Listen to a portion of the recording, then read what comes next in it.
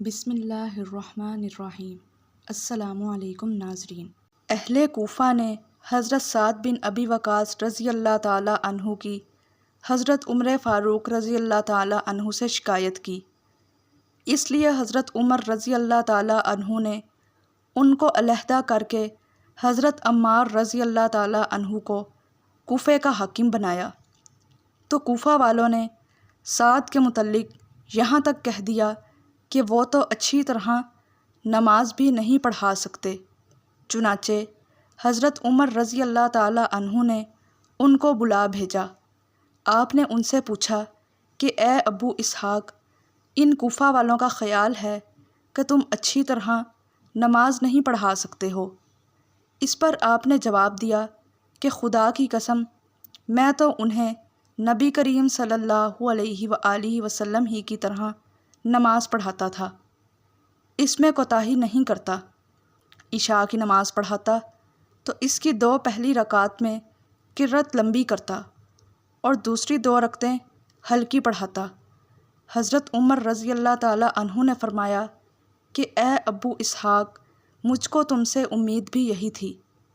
پھر آپ نے حضرت سعد رضی اللہ تعالی عنہ کے ساتھ ایک یا کئی آدمیوں کو کوفہ بھیجا۔ قاصد نے ہر مسجد میں جا کر ان کے متعلق پوچھا۔ سب نے آپ کی تعریف کی، لیکن جب مسجد بنی عبس میں گئے تو ایک شخص جس کا نام اسامہ بن قتادہ اور کنیت ابو سعدہ تھی کھڑا ہوا۔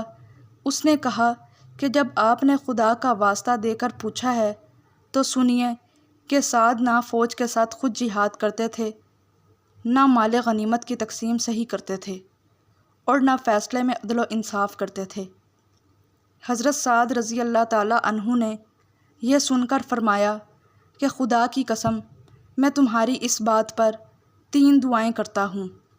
اے اللہ، اگر تیرا یہ بندہ جھوٹا ہے اور صرف ریا و نمود کے لیے کھڑا ہوا ہے تو اس کی عمر دراز کر اور اسے خوب محتاج بنا اور اسے فتنوں میں مبتلا کر۔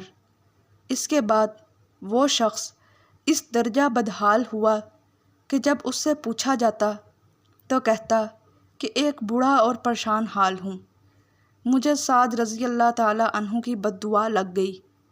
عبد الملک نے بیان کیا کہ میں نے اسے دیکھا، اس کی بھویں بڑھاپے کی وجہ سے آنکھوں پر آ گئی تھیں، لیکن اب بھی راستوں میں وہ لڑکیوں کو چھیڑتا۔ ناظرین اور سامعین، پلیز آپ میرے اس چینل کو لائک کریں، شیئر کریں اور سبسکرائب کریں۔